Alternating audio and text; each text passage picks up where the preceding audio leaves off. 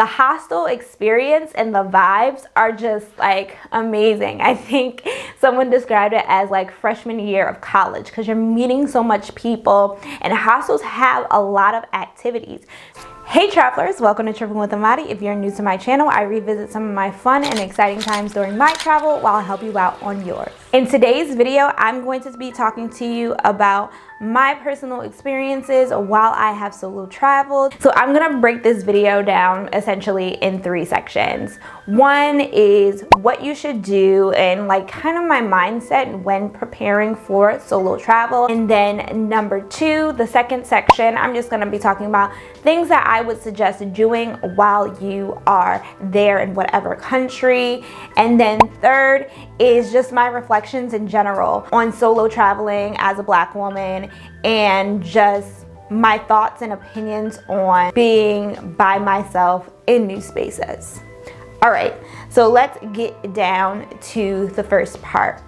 When you are preparing for your trip. So if solo traveling is something that you want to do, something that you thought about doing, but you're really not confident in, I would say do it. So the best advice I've ever had is don't wait on anybody to take the trip of your dreams, do it yourself.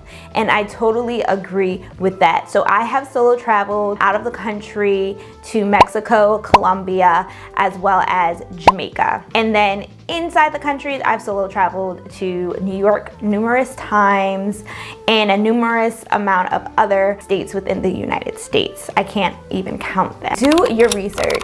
So regardless if you're traveling in country or if you're traveling outside the country, do your research. And that might mean very simple things as when is the best time to actually travel to that actual country. Or it might mean when's rainy season, when is tourist season, or when is off season, or just understanding the political climate of the country. I remember when I traveled to Egypt, I was very disappointed and upset about the museums and just like the curation of a lot of these places, but I didn't take into account we were 3 years removed from the political revolution. Like literally Tahrir Square was feet away from the museum that I was being very, very critical of. And it's just like, who am I to judge when this country literally has experienced political unrest 3 years prior? So understanding and setting expectations on what a country will be like is very, very helpful before you go in. The next thing I would say is make an itinerary. It doesn't matter if you're like, oh, I'm kind of gonna free flow it and do whatever. Granted, I've definitely been with friends who are like,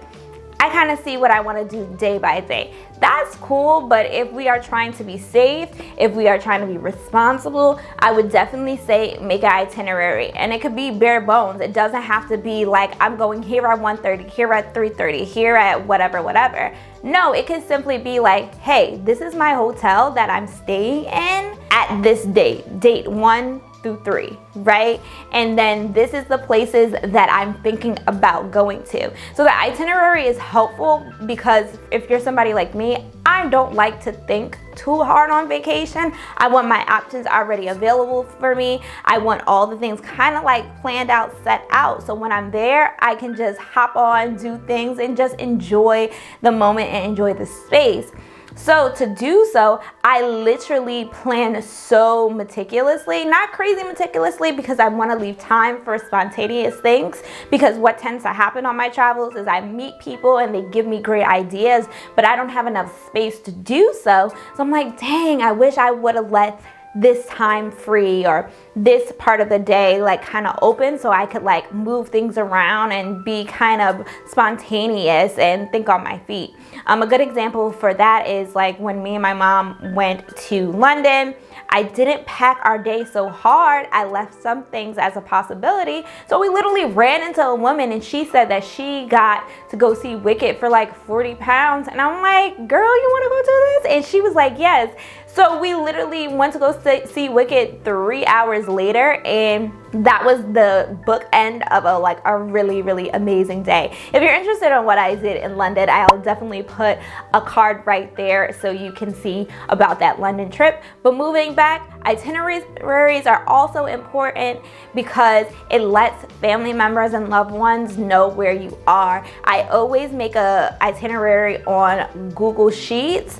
This is not a promo, but I always make it on Google Sheets so it can be shareable to my mom, to my brother, and to my boyfriend. Like, that is always what I do. Even before I had a boyfriend, it was like to my mama, to my brother, and sometimes my best friend, if she's like aware of that travel as well. And just letting people know. So what I tend to involve there is main things I put is my flight numbers and dates and times, my hotels, and the big excursions that I'm going on, so they're just aware. Another thing I would suggest is share your location, and this is for my iPhone folks. So if you do not have an iPhone, just ignore this part, but I would suggest for you to share your location. It's very helpful. So my mom and my brother don't have iPhones, so I do not share my location with them, but I share my location with my brother and my best friend. And it's very helpful. It's very helpful. And that's one of the things I would suggest. If you're interested, if you're like, Amadi, making an itinerary is so hard, I don't know what to do, I got you. I do have a itinerary template, and I'll put the link right there for you as well. I make itinerary templates. So if you're interested, click on that video, download the template, and please utilize it. It's a free template. I'm not trying to sell anything, but my goal is to help you out on your travels. So please utilize. The next thing I would suggest when you're doing your research for your trip is look up some Black friendly places. So we have access to information all the while in the internet now. We can find this on, a Google search, a TikTok search, a YouTube search. Maybe that's the reason why you're actually on my page right now. But please look at that and utilize what is it going to be as a Black woman solo traveling, and is it gonna be Black woman friendly, right? Like, we intersect in two marginalized groups, right? We're Black and also women. So it's very important to know what are safe spaces for us, what are places where we feel comfortable as being a Black person and as being a woman. Things to bring. So this could be very exhaustive. If you want me to make a video about just things to bring in general for your trip traveling solo, I will definitely make that. Comment down below.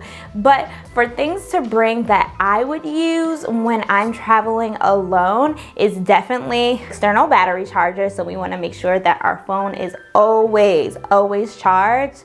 A selfie stick, because remember, we are alone. Yes, it's nice to ask strangers like, hey, can you take this picture of me? But sometimes they won't. Sometimes you might not even speak the language that they speak. So being able to take a selfie for yourself is very beneficial. Those are two things that I would recommend as a solo traveler for you to bring. So now moving on to things to think about when you are actually there. Once again, we are traveling alone. We do not have the luxury of leaning on people to help us when we get lost or help us to figure things out. We're doing it by ourselves. And I don't want this to discourage you. I just want this to be something that you think about when you're actually doing that solo traveling. So this might sound very simple, very duh, Amadi, obviously, that is something that we're gonna do, but travel light. So this is something that I always stress, because think about it, you don't have anybody to hold your bags. You don't have anybody to take you where you need to go unless you pay for somebody. But I am definitely somebody, if you have seen my channel, we're talking about traveling on a budget. We're talking about traveling and cutting those corners so we can have a great experience, but also budget friendly experience. So traveling light is very helpful. My rule of thumb is both of my hands need to be free. So what does that mean? That means that I'm carrying something I can put on my back. I'm carrying something that I can loop around my arm if need be. So both of my hands are free if anything happens. I do have a video that I talk about how I personally pack. If you're interested in that video, make sure you click the card up there. Another thing that I would suggest when you're traveling solo is to do group excursions. So like a lot of people think about like, well, if I'm traveling by myself, I won't get to meet people, I won't engage in people, and I'm an extrovert, or I like to interact with people, and this is something that I like to do. So one of my suggestions is plan group excursions. So what that means is like when you're looking for like different day trips or different activities, see that it's not just individualized, like, oh, you're gonna get a private tour. No, you just want a regular tour so you can interact with different travelers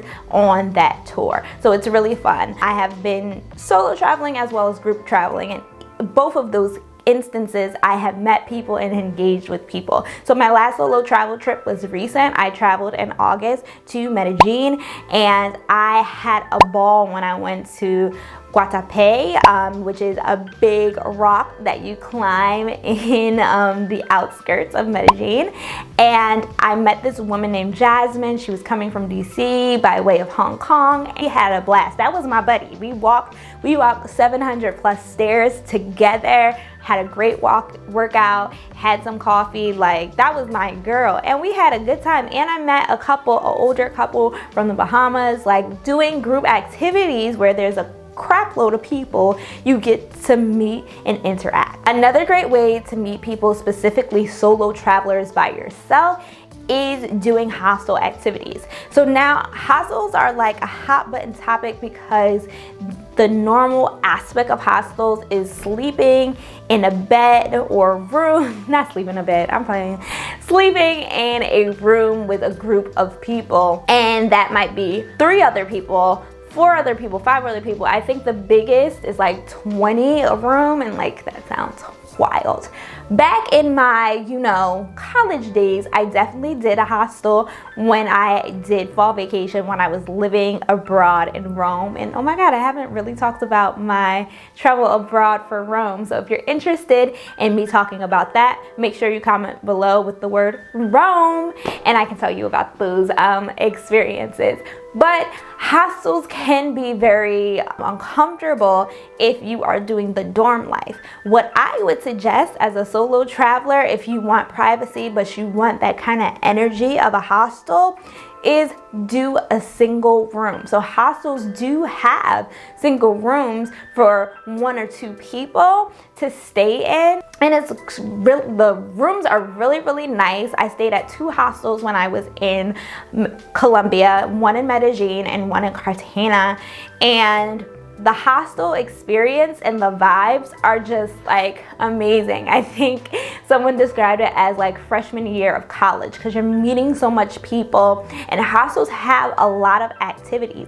So I even met somebody who was staying at a hotel, but he signed up for all these hostel excursions, which a lot of them are free on top of that, because hostels are made for people on a budget, people who don't want to spend too much money. So you get discounted stuff or also free tours around the city. So it's really great to get to know people who are from the city as well as travelers. And there's activities that are already built out for so for my people who are like, I don't really like to plan too much, I would definitely encourage for you to look up the activities in your nearby hostel so you can meet new people. And you also have to look up, the reputation of a hostel. But 9 times out of 10, like, hostels give great reputation. So I would definitely agree to either do the individual room at a hostel and or sign up for some of the activities that the hostel has to offer. What I personally like to do is do the hostel for half of my stay, and the other half have more like a luxury kind of vibe, because Lord knows I can't afford to pay for it all like 5 or 7 days. But if I get a nice hotel for 2 nights, I'll still feel like I'm on vacation, and it's my last kind of feel and vibe of that place. So it's like more relaxing and more cool. A next tip that I've learned, and once again, it's like not cheating yourself on experiences just because you're traveling alone, is utilizing professional photographers as you tour the city. This is something that I have done in Cartagena. So I got a historical photography tour. So what that meant was I got to walk around the walled and historic city of Cartagena, learn about every area in Cartagena from the past as well as current history, and I got my photo taken. So he had his fan, he had the professional camera, he was telling me what poses to do.